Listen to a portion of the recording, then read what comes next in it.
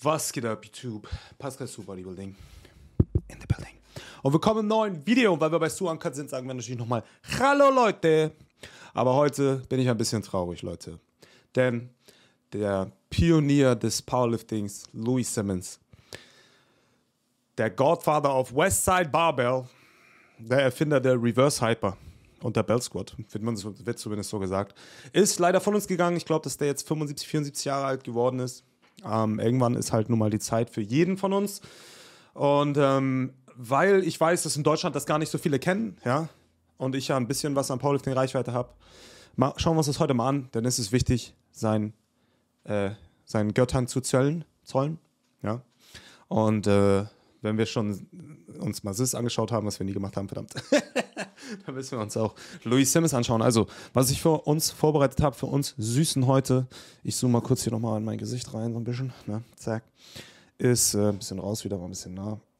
Zum einen schauen wir uns jetzt mal hier diesen Trailer an von Westside vs. The World. Das ist eine Dokumentation, die könnt ihr euch alle mal reinziehen in eurer Freizeit, wenn ihr ein bisschen was Geiles über Powerlifting sehen wollt. So, und Westside Barbell und die ganzen Ach, wisst ihr was, wir gucken einfach rein, wir reden währenddessen drüber. Komm, let's go.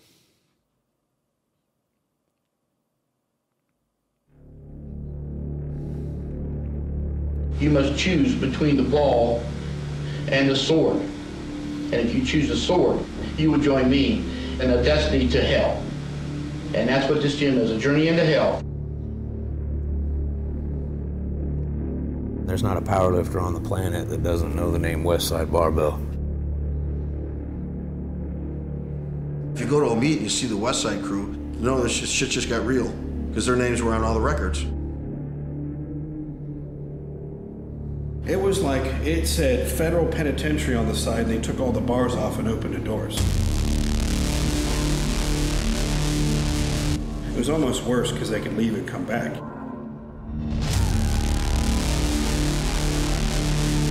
You know, it got kind of violent in there. I kept thinking, well, they're going to all start fighting here in a minute.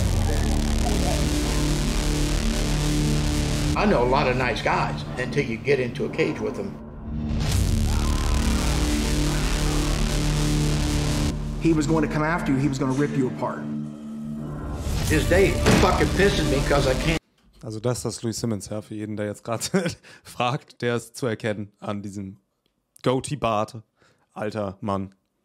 Also es gibt auch ein paar Aufnahmen, wo er ein bisschen jünger ist. Ich glaube 1947 geboren. Compete. I'm in the middle of heaven and hell. I've never been pushed like that before, in anything. They dragged me out of the hospital and made me max out with a hole in my throat and my leg in a cast. You're not going to come in there and take from that place and not give anything. You miss, you mess up. It's a life or death situation. We're fucking thoroughbred horses.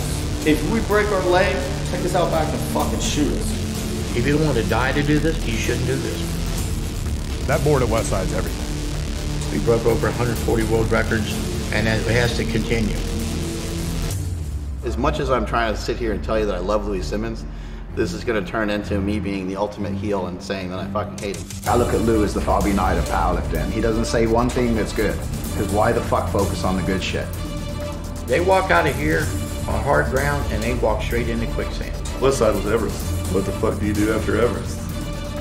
You come up with something new and crazy and different, the first thing people's going to do is deny it. If you're afraid to fail, you'll never succeed. He's changed the sport. Looking back on it, it's like, well, what was the positive quality of all of it? I don't know, but we all got stronger. Why would somebody not like Westside Barbell? You know, people popped up in the 2000s. They only hated since then. It was like the good guys and the bad guys. We're the bad guys, no doubt. Where in the fuck is Westside Barbell? Where is Louie Simmons? You need to come challenge the king. Westside Barbell and Louie Simmons changed powerlifting. And whether you liked it or not, it happened. So you get an idea of what we do here at Westside. That's powerlifting history. You don't train Westside until you're in Westside. I think Westside Barbell is what it's supposed to be. It's an animal. Before Westside Barbell, there was never a Westside. And after Westside, there'll never be a Westside. Put that in this fucking documentary. Also Leute, wenn ihr ein bisschen Zeit übrig habt, ja, könnt ihr euch die Doku gerne mal anschauen. Ist ein geiles Ding. Und da könnt ihr ein bisschen was über Powerlifting lernen, ein bisschen was über Powerlifting sehen. Westside also Louie Simmons hat ja selbst mal den schönen Satz gesagt, es ist nicht gegen die Regeln, Dopingmittel zu nehmen, es ist nur gegen die Regeln erwischt zu werden, wenn man das macht. Also, keine Frage, vollgestopfte Tiere, krankes Training, die Conjugate-Trainingsmethode, ja, die ein oder andere vielleicht von euch kennt. Ich sag mal so, für die meisten von uns ist es jetzt nicht unbedingt mehr ein Begriff. Oder nicht, was heißt nicht mehr ein Begriff? Na, viele von uns kennen das natürlich, aber es ist jetzt nicht das allerbeste Trainingssystem für uns oft, weil wir halt als Naddies und so uns damit sehr schnell kaputt trainieren können. Das gilt auch für andere Leute, ja. Es ist halt einfach ein krankes System, aber es produziert Ergebnisse, es ist extrem spezifisch. Du machst die scheiß schweren Lifts jede Woche, so, ne? Naja, könnt ihr euch gerne mal mit auseinandersetzen. Wir wollen heute ein bisschen ja Louie Simmons uns anschauen und ein bisschen kommemorieren, sagt man das so? Deswegen gucken wir uns gleich das nächste Video an. Louie Simmons of Westside Barbell has died. RX Muscle, wie heißt der Typ noch, der das ist? Das Dave Palumbo. Let's go.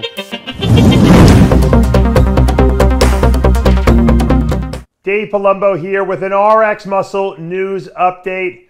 This is just in. Louie Simmons, one of powerlifting's royalty, has passed.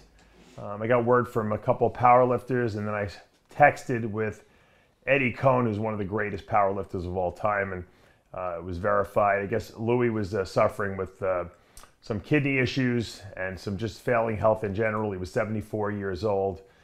And he checked himself out of the hospital against medical advice, something that Louie did very often throughout his life. And he passed at home. Also lag wohl schon im Krankenhaus, ne? Hatte wohl Nierenprobleme, Nierenversagen, wie auch immer. Hat sich dann auschecken lassen aus dem Krankenhaus und ist nach Hause gefahren, um zu Hause zu sterben. Da gab es ja gerade diesen kleinen Ausschnitt auch in Westside. In der Doku oder in dem Trailer, den wir geschaut haben von der Doku, dass er sich auch gegen den ärztlichen Rat hat auschecken lassen und halt mit einem kaputten Bein ausgemaxt hat. Legende, Mann. He will probably go down as the godfather of powerlifting. He invented the Westside method. I actually interviewed him a couple of years back, and the guy in his 70s. Also ist auch typisch, ne, für Westside, für die Westside-Methode. Training gegen Gummibänder, hart überladendes Training halt mit Gummibändern, aber auch andersrum, dass Gummibänder dich unterstützen. Das ist halt so typisches Westside, ne? Gleichzeitig auch, aber auch Speed-Raps zu machen, Speed-Works, Speed-Singles, schnelle Sachen an einem anderen Tag, ne? Du hast da so verschiedene Trainingstage. Aber damit könnt ihr euch mal in Ruhe auseinandersetzen. Vielleicht mache ich auch noch mal ein Video dazu auf meinem Hauptkanal, einfach mal über die Trainingsmethode an sich. Und dann kann man die auch so ein bisschen besprechen halt mal, ne? He was as passionate about powerlifting and the iron sport as any 20-year-old I've ever seen. It's unbelievable how much he loved lifting weights and coming up with better systems and better ways to increase your strength.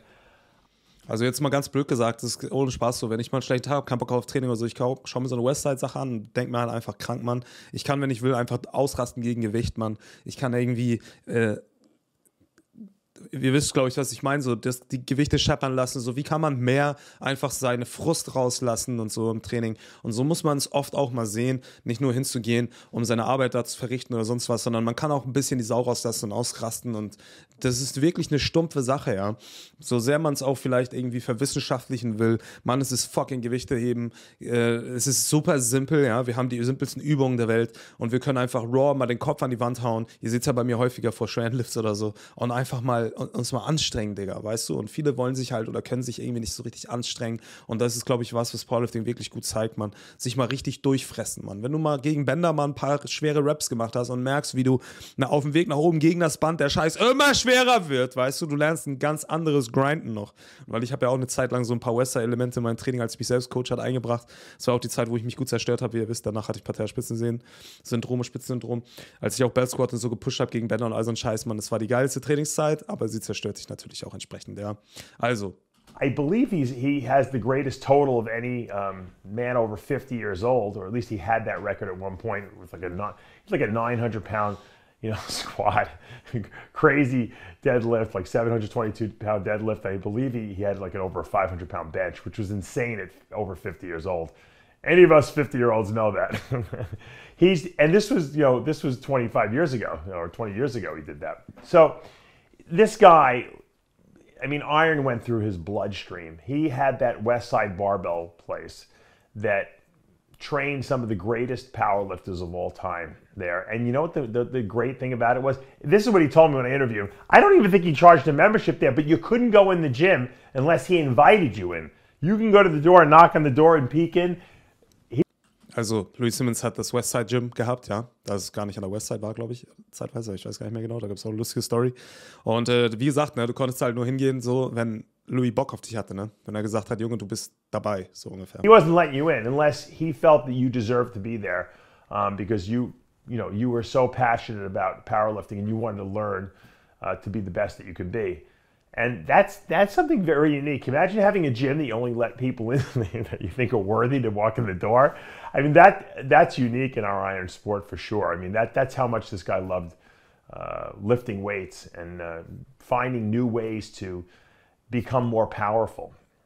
And this, it wasn't about money for him. He did it out of the love of the sport. And, anyone who was associated with him. Ihr werdet lachen, aber das ist auch ein bisschen Ziel für mich.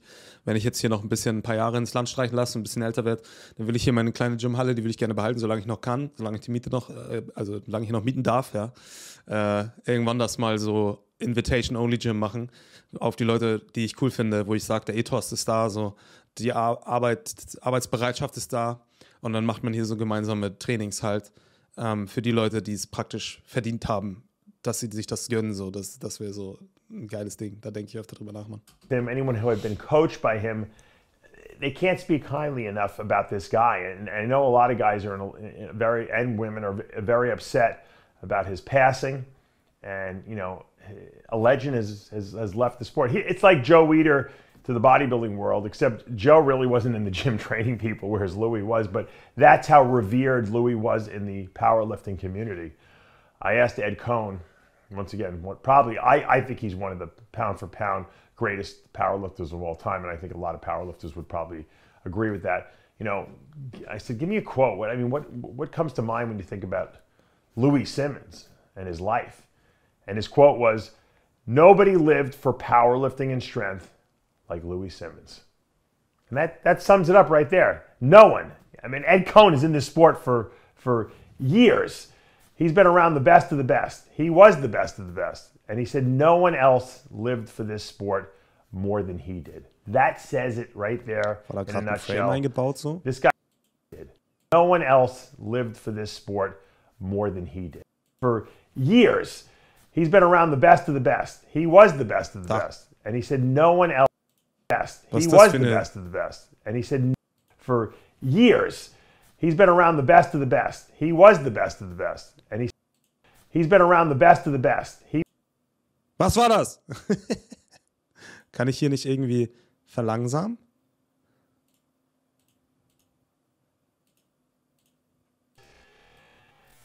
He's been around the He was the best of the best. Hat er gesagt, Da, es war ein kleiner Ed Cohn.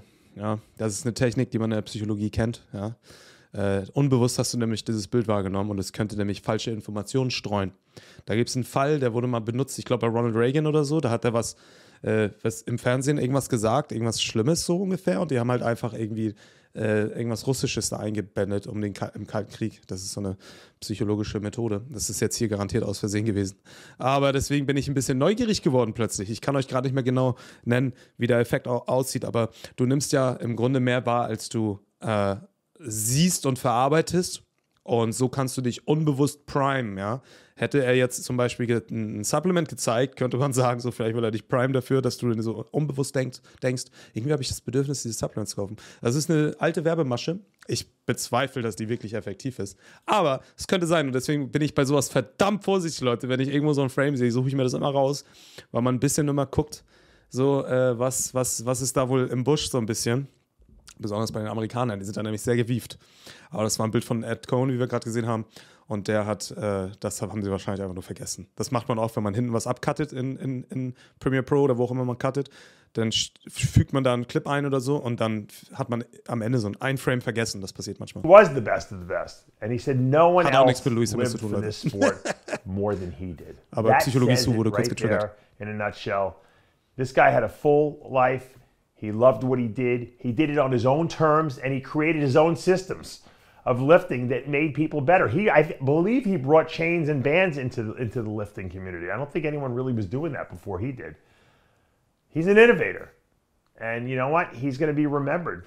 You know, he'll go down in the annals of the powerlifting sport as a person who revolutionized the sport, changed it for the best, and brought it into the modern era, which was, I mean, the weights that people are lifting today are astronomically higher than they were years ago, and it's all mostly due to Louie Simmons, you know, strength systems that he instituted, and the way he trained guys to have that mindset to be able to lift the heaviest weights they could. Because a lot of strength lifting is limited by, you know, your mental processes, and he trained people's bodies to get used to lifting heavy on a regular basis, even once or twice a week, lifting maximal weights. No one ever did that before that. And he realized that until you were able to handle these weights and feel them on a regular basis, they were going to be too intimidating to lift. And that was really the basis of his system, in a sense. So I take my hat off to anyone who's a pioneer in any aspect of life. Someone who's willing to think outside the box and change the way people had been doing things, and then prove that his method was superior to what they were doing prior to that. So Louie Simmons, I salute you, and I know you will be missed by your legions of fans, the people that you trained, and people like myself who would just, you know, respect the hell out of what you accomplished. I'm Dave Palumbo with an RX Muscle. Alright, Leute, also, ja. Louie Simmons, ein Pionier des Powerliftings, was er gerade nochmal gesagt hat bezüglich so der Psychologie des Liftings, des Überwindens von Barrieren im Kopf. Ich glaube, da ist die Conjugate Method wahrscheinlich das Beste, was du kriegen kannst, Alter. Weil ich glaube, wenn du die warmer machst danach, weißt du, was verdammt nochmal harte Arbeit ist, was verdammt nochmal sich anstrengend ist. Ich würde jetzt halt, wie gesagt, ich würde sagen, mittlerweile sind wir ein ganzes Stück weiter mit den Methoden. Allerdings darf man ja den historischen Kontext nicht vergessen, ja, wann Louie Simmons. Also das war ja ein unbeschriebenes Blatt Powerlifting, so. Das war halt so, okay, wie funktioniert das? Man muss halt schwer trainieren, so. Und er hat halt wirklich eine Methode draus gemacht, die sehr gut funktioniert hat. Und dann ist es eben auch nur so, dass Methoden irgendwann abgelöst werden, was aber nichts wegnimmt von der Legacy, von dem, was er hinterlässt. Ja. Gut, ich hoffe, ihr konntet heute ein bisschen was lernen. Wer der eine oder andere Bock hat, wie gesagt, zieht euch mal die Dokumentation rein. Wie hieß sie? Westside. Und wir sehen uns im nächsten Video. Passt, check it out. Peace, bro. Drop the mic.